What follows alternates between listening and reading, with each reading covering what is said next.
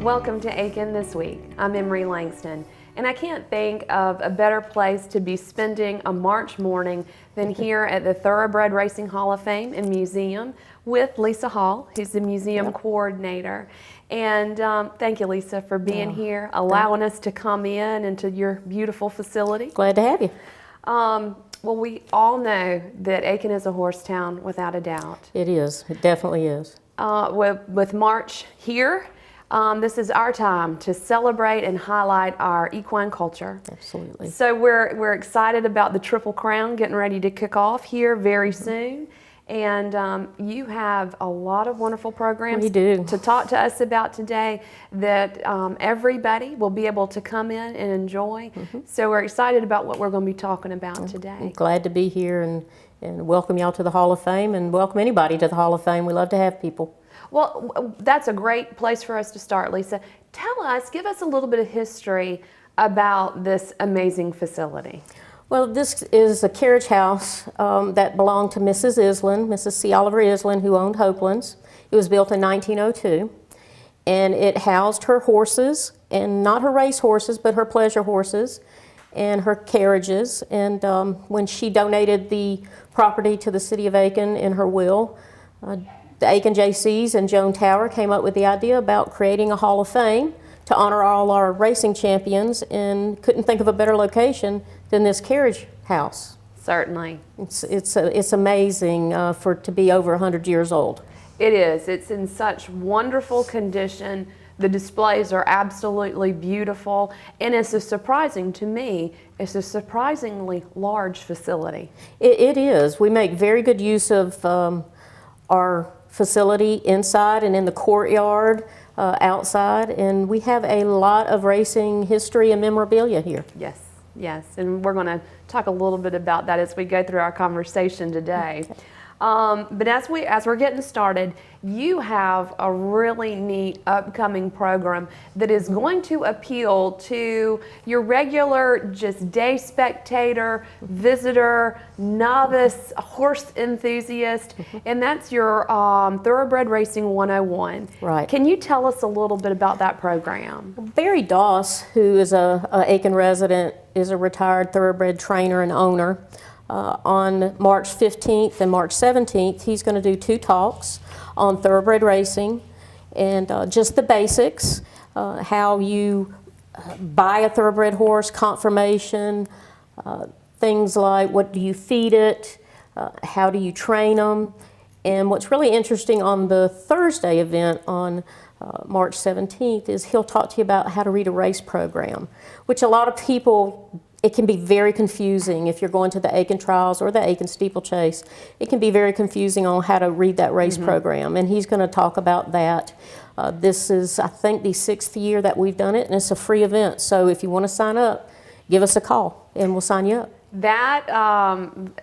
To have that education before you go to the trials, before you go to any horse race, I think is just critical information. It is. It is. If you're a betting person, you can't do that in South Carolina. But if you go to Kentucky, it is critical to understand how that race program is made up before you place a bet.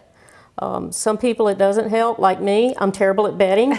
I know how to read a race program, but I'm not real good at betting. But it's a really interesting program that Barry gives, and I'd encourage anybody to come and take the program and listen to it. Well, sure. I mean, and to enhance the experience when you're watching a race, just to be able to know what that program says. Right. So we hope that everybody will come out and enjoy that program that's soon approaching. Well, shortly after that event, we have an Aiken tradition that is not to be missed, and that's Breakfast at the Gallops. It is. This is our 10th year for Breakfast at the Gallops, and it is a very neat event. You get to come out, watch the horses train. There'll be trainers there, owners, who will talk to you about how they obtain their horses. You can ask them questions about how they bought their horses. You might even get to see a famous horse, Palace Malice. A couple of years ago, you could have seen him train. It's a really neat program. About 250 people come. If you want to save $5, it's $20 before the day of the event. And then at the gate, it's $25.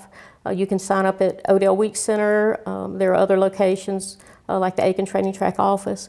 It is an amazing, amazing event to get out there early that morning and have a little bit of breakfast, and then all of a sudden you hear hoofs coming down the track.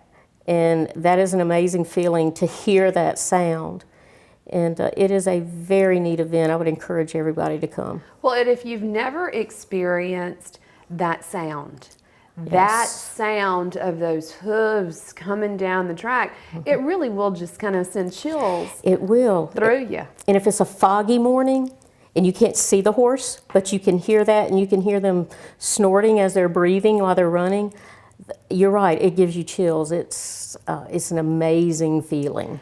Well, and two, again, Aiken is just, we all know Aiken is so special and unique, but where else would you get an opportunity to be able to interact so closely with these folks who, and these beautiful creatures that are going to be racing in these wonderful events. So truly special. And what time will that start, Lisa? It's from 8 to 10 a.m. in the morning. And that is on the 19th. That is on the 19th, which is a Friday. So we encourage everybody to go ahead and get your tickets now. Absolutely, because there are going to be a lot of people there. Yeah, and it's growing. From what I understand, it's really grown every year. I think our first year we might have had 100 people, and every year it gets packed. It just gets better and better. Well, just adding to the excitement of March in Aiken. Yes, ma'am. And then that same day, well, here we are in March. Yeah. You have a very special guest. We do. Who's going to be coming, and can you talk about that? Well, we have Kate Chinnery Tweedy, who is Penny Chinnery's daughter, and of course Penny Chinnery owned Secretariat. Kate has written a book called Secretariat's Meadow, and it's about her family and the property that her family owned where Secretariat was trained at. And you can get a really good feel of the excitement that surrounded Secretariat when he was in his prime. So that's going to be really neat. She's bringing copies of the book, so if people want to buy a copy of the book, they can and have her autograph it. There's no admission fee to come, so if you don't want a book, come on anyway and just listen to her. But another special guest that's going to be here with her is a gentleman named Charlie Davis, who is Secretariat's exercise rider. Oh my goodness. So he's got some stories to tell. Kate's got some stories to tell. And just to clear up a rumor that you and I were talking about earlier, let's clear this rumor up. Secretariat did not train here in Aiken. Right. If he had, he would be in our Hall of Fame. Certainly. I would love for him to have trained here, but he didn't. But to have Penny's daughter come and have Secretariat's exercise rider come and talk about how this horse was important to the thoroughbred industry in general is really an amazing thing for us to have here. Sure it is. Usually things like this happen up in Saratoga at the National Museum or at Churchill at the Kentucky Derby Museum. For our little museum to get someone of that caliber, both of those people, it's really great.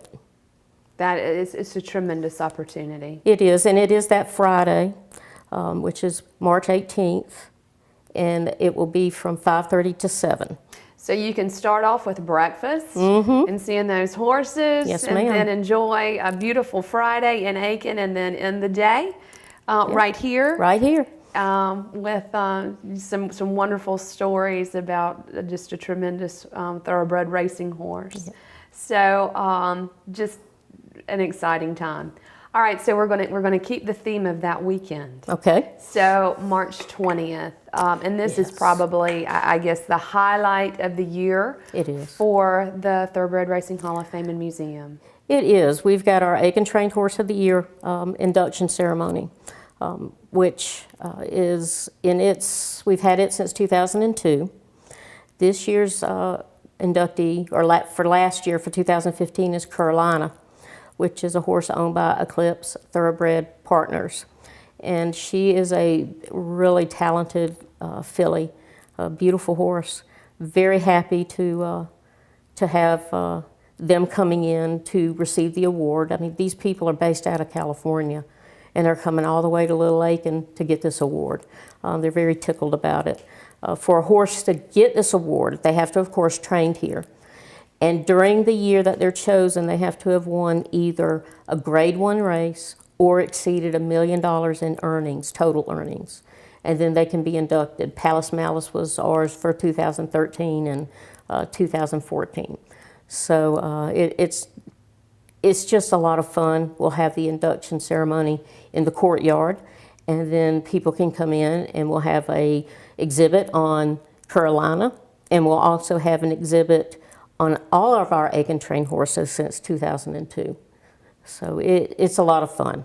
Well, and it's a big deal. It is a big deal. It's a big deal. So, and that, all of these wonderful events, no charge. No charge. So just a tremendous opportunity to come and really get engrossed into our horse culture here at the Thoroughbred Racing Hall of Fame. And something that we were talking about earlier that I think is just, a real testament to Aiken and our equine culture that we have here is that the Thoroughbred Racing Hall of Fame here in Aiken is only the second one in the country. To my knowledge, it is. The National Hall of Fame is up in Saratoga, New York. And then, so we have our little Hall of Fame here, and as far as I know, other than that one, it's the only one in the country. So I think that's very great for Aiken. We've had 40 national champions train here in Aiken, which that is an amazing number of horses for our size town. I mean, I know some people, we're just a little small, little small South Carolina town. Yeah. And for us to have that many horses, it's almost unthinkable. Right. But I think that's what makes us special. It does. Truly, truly special. So hoping that folks will come out and enjoy all of the events that surround our March and celebrating our horse culture. But Lisa, other than March, you have so many other things going on at the Hall of Fame year-round. We do. One thing that we have started this year, last year and this year, are some kids programs. We do National Museum Day is in September, and we tied in a Kids Day with that where they could come out and try on racing silks, color horse racing pictures. They could hear stories about horses. We had stick horses that they could do, arts and crafts that they could do that day. We've also partnered with a local artist, Nan Langner, to offer some make it and take it workshops. We've had 2 so far. Kids did a horse head sculpture, and they also did a painting of a horse head. Just, nothing very fancy, but just something that they can come in and do and then leave.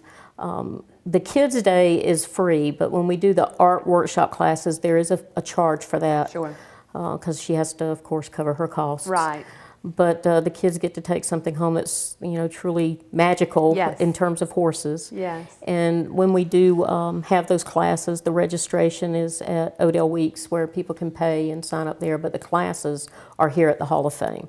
And what's neat is a lot of kids, when they've finished their project, they run upstairs to the kids' room and they play until it's time for their parents to come and pick them up. So that's been really fun to add in. We've also partnered with the Aiken Training Track and a lot of the local trainers here to give backstretch tours and historic barn tours. It's been amazingly successful. A lot of times we fill up on those tours after we just published it on Facebook before it ever hits the newspaper. It has gotten very popular. We work with Legacy Stables, Brad Stauffer. We've worked with Carrie Fromer, going out to their facilities, and Brad talks to them about, he'll bring a horse out and he'll talk to them about conformation. He'll take them out on the track and kind of show them what all they're doing in terms of training the horses. Carrie Fromer has done the same thing for us. She's talked about her work to preserve the Whitney barns, which I think is important for people to know.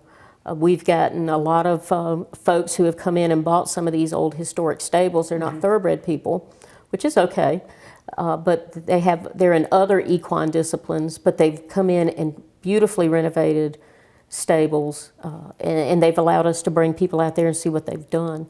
And there is a charge for that, and again, you would sign up at the Odell Week Center and pay the fee for that. But we're looking at doing those one every month. We won't do it in March because of breakfast at the Gallops. Sure. But we're trying to do at least one tour every month to get the folks here in Aiken who, I think it's really important for the folks here in Aiken to support the thoroughbred racing community, and this is a way of doing it and to learn more about it. So we encourage you to sign up. Sure.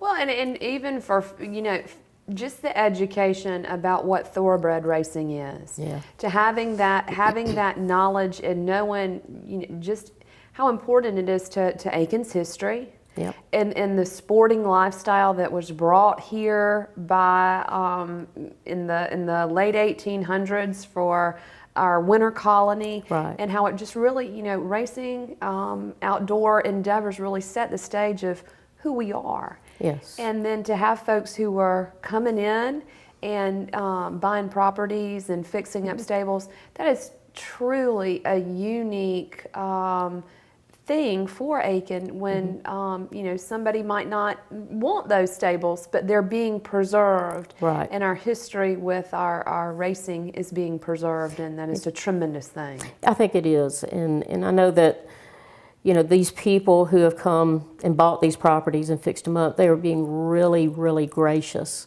for letting us come on there and Yes. taking a look and showing them off to other people. Yeah. And so we can't thank them enough for doing Sure. that. Absolutely, absolutely. That's wonderful. Well, Lisa, I know that you've got some very special exhibits here at the Hall of Fame and Museum, and I think that anybody who would come would be remiss if they didn't see a very special, well, you have many special, but there's a very unique exhibit that you have upstairs. Can you talk a little bit about that exhibit with sharing the Aiken's African American contribution in the equine community? Yes, it is a really nice exhibit. We started it a couple of years ago, started the process for it.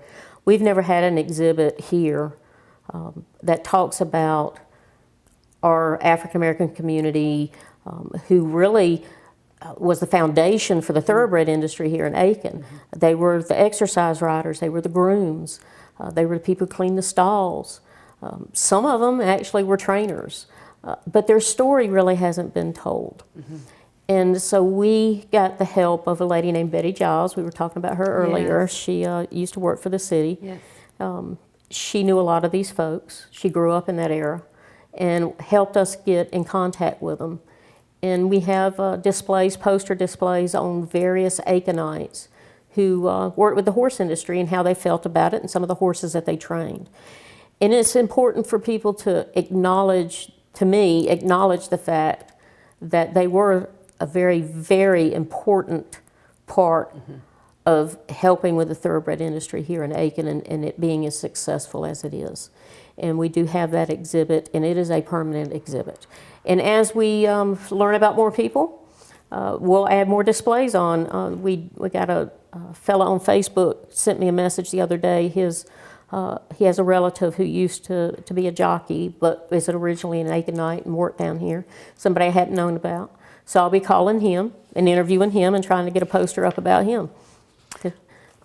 The contributions that so many people, I mean, we hear so much about the owners and the stables, and but the contributions that all types of people have given, like you were saying, to make this area what it is, and to have those ties is so very important, and it's a beautiful exhibit upstairs. And so I hope that folks will come and see the information that's available. Yep, I hope they come too. I think it's very important.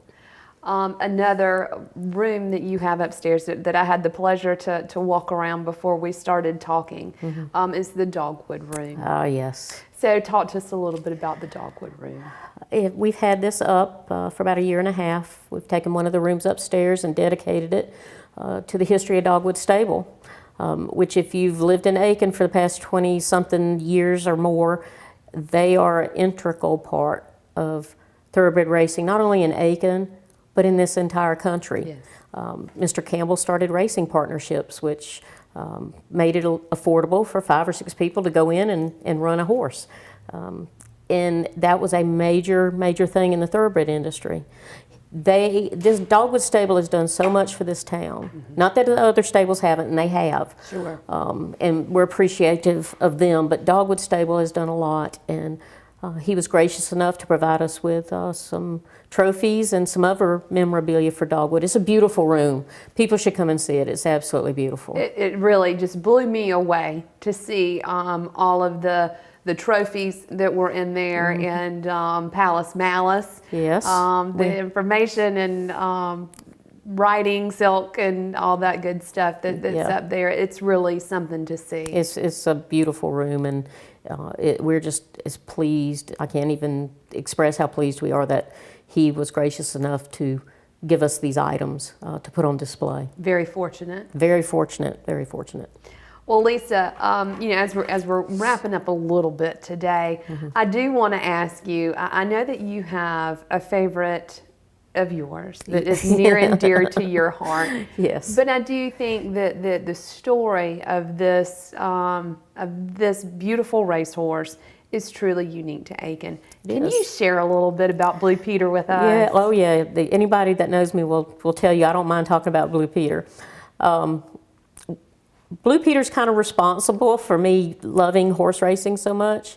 I remember going out to the Aiken trials when I was little and seeing where he's buried out there. And so I've done over the years a lot of research on him. He was a son of man of war, a grandson of man of war, and a son of war admiral. In 1948, he trained here in Aiken. That year he won 10. He was in 10 races, won 8. The next year he was training and came down with something equivalent to appendicitis in humans. So they laid him up for the whole year, which was kind of sad because he was the favorite, the odds-on favorite to win the Kentucky Derby in 1949. But in 1950 he was training and had another bout of this intestinal disorder and died. Was buried out under a live oak tree that's called Blue Peter's tree. And what's kind of unique is when Man of War, his grandfather, died, he was buried in a full casket, flowers, his blanket over him in the colors of his owner, and there was a full funeral done for him. The same thing was done here for Blue Peter. I had no idea until I started researching him how important he was throughout the country. When I saw obituaries for this horse, this Aiken's horse, in newspapers in California, Stars and Stripes in Japan and Europe. New York Times had an article about his burial. This horse, in a way, kind of caught the imagination of the whole country. And when he died, it's like the whole country grieved with Aiken. It's been amazing to see it. But just to have one of our Hall of Fame horses and one of this importance that's still here, in a manner of speaking, Yes. to me is amazing. And a lot of people will go and look at his grave during the trials. You can't park around Blue Peter's tree. No. It'll be fenced off, but he's there. And so to me, that's I don't know. I get chills when I start talking about him. I love him. I just love the horse. I just love him. Well, and when we were talking earlier and you were sharing your story and your sentiment about Blue Peter with me, it was just your passion for Blue Peter and what you do here at the museum is just, you can't beat it. So I can honestly say I don't dread coming to work. I love coming here to work and doing a lot of things now that when I worked full-time for the city, I had to split my time between this facility and several others. But now that I've retired and I've come back and just doing the Hall of Fame, I'm able to do a lot more and do a lot more research. And it's just, it's been a joy. I just couldn't have a better job. Well, I mean, and I think that you do have one of the best jobs in the city of Aiken, but Lisa, we are so lucky to have you. Well, thank you. I'm lucky to live in Aiken. Isn't that the truth? I agree with that very much. Well, we couldn't finish up today, I don't think, without talking about the Courtyard of Champions. Yes. So if you'll talk to us a little bit about that. Well, the Courtyard of Champions is a new exhibit. We decided that it would be really nice as people who come into the courtyard if they visit on off hours, they could still learn a little bit about our horses, our stables, our owners, and our history.